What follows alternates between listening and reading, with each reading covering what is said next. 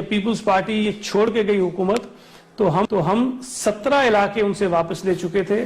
صرف خیبر کا علاقہ اور شمالی وزیرستان کا علاقہ رہ گیا تھا. شمالی وزیرستان میں ان نون لیگ کی مخالفت کی وجہ سے وہ آپریشن شروع نہیں ہو سکا تھا.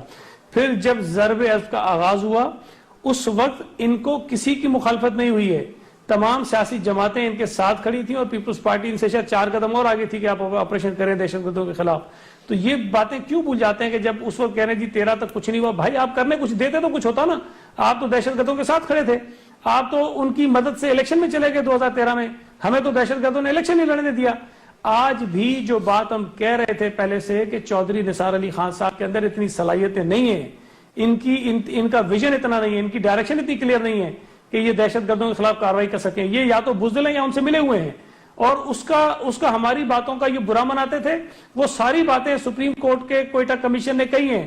جسٹس فائز عیسیٰ نے وہی باتیں کہی جو پیپلز پارٹی کہہ رہی تھی کہ یہ کرنا نہیں چاہتے ہیں. آج بھی اگر آپ چاہتے ہیں کہ دہشت گردوں کے خلاف آپریشن کامیاب ہو تو آپ کو اس حکومت کے جو رویے ہیں ان پہ غور کرنا ہوگا کہ آیا یہ اپنی دل سے اور صحیح نیت کے ساتھ دہشت گردوں سے لڑنا بھی چاہتے ہیں کہ نہیں لڑنا چاہتے ہیں. لیکن پورے ملک میں جو دہشت گردی اس ملک کے لوگوں کے اوپر اس وقت طاری ہے, جس کا ہم شکار ہو رہے ہیں, وہ کوئی مختلف چیز ہے.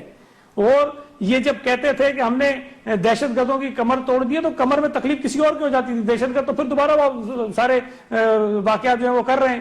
اب دیکھیں نا, اگر انہوں نے کرنا چاہا تو وہ تمام شہروں میں کرنے کے قابل ہیں, وہ کر رہے ہیں.